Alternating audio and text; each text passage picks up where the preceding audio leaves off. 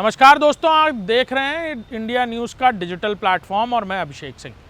हम आज जिस विषय में बात करने जा रहे हैं वो देश की शिक्षा नीति को लेकर एक नए विवाद को जन्म दे चुका है। जी हाँ, यह है 3 लैंग्वेज फार्मूला। इस 3 लैंग्वेज फार्मूले के चलते देश की बदल रही शिक्षा नीतियों को लेकर जहां चर्चा हो रही है और ये कहा जा रहा है कि शिक्षा नीतियों को बदला जाना चाहिए, पढ़ाई के सिलेबस को बदला जाना चाहिए, खासतौर पर प्राइमरी से यानी छोटे बच्चों को जो सिलेबस पढ़ाया जाता है उसमें ही तब्दीली होनी चाहिए। उसमें भाषा एक बहुत अहम कड़ी है और इस भाषा को लेकर अब एक नया विवाद शुरू हो गया, यानी 3 लैंग्वेज फार्मूला।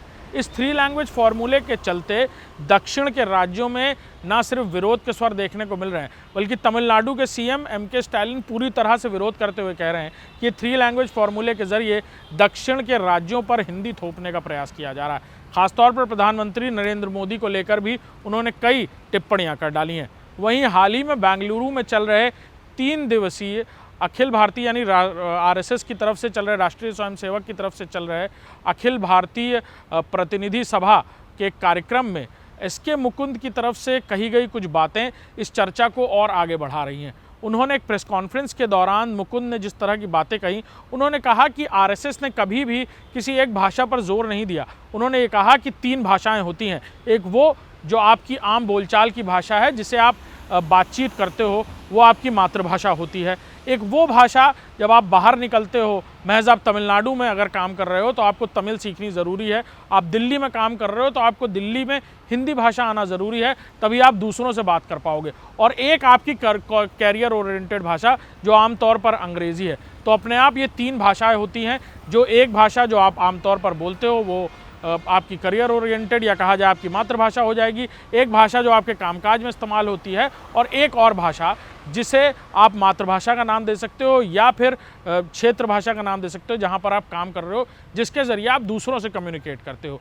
लिहाजा उन्होंने ये कहा कि जहाँ पर भी आप हो वहाँ की भाषा आना ज़रूरी है और अमूमन प्राइमरी से ही बच्चों को अगर इन 3 भाषाओं का ज्ञान होगा तो उनके लिए आगे आने वाले वक्त में चीज़ें और आसान होंगी।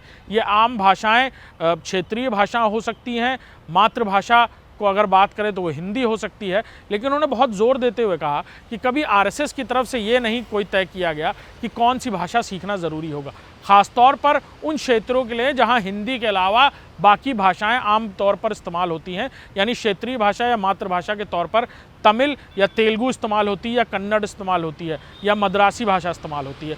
उन्होंने कहा कि 2018 में एबीपीएस की तरफ से ये कहा गया था कि कुछ और भाषाएं ज़रूरी हैं सीखना, लेकिन आरएसएस की तरफ से कभी ख़ासतौर पर चाहे वो दक्षिण के राज्य हों या गैर हिंदी भाषी राज्य हों, वहाँ पर तीसरी भाषा हिंदी ही सीखना ज़रूरी है, ये ज़रूरी नहीं। एक भाषा वो जो आपकी आम बोलचाल की भाषा है, जिससे आप कम्युनिकेट करते हो, जिससे आप बातचीत करते हो, वो हुई आपकी मातृभाषा। एक आपकी करियर ओरिएंटेड भाषा जिसमें आप कामकाज करते हो, वो अंग्रेज़ी हो सकती है। और एक तीसरी भाषा वो कोई भी क्षेत्रीय भाषा हो सकती है।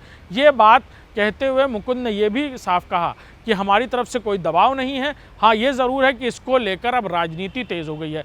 वहीं तमिलनाडु की बात करें तो तमिलनाडु में इसको लेकर तमाम दक्षिणपंथी और अलग अलग संगठनों ने तमाम तरीके के विरोध प्रदर्शन भी किए और ये कहा कि आरएसएस का ये 3 लैंग्वेज फार्मूला कहीं ना कहीं हिंदी थोपने का फार्मूला है, जिसके ज़रिए वो हिंदी बाकी राज्यों पर थोपना चाहते हैं।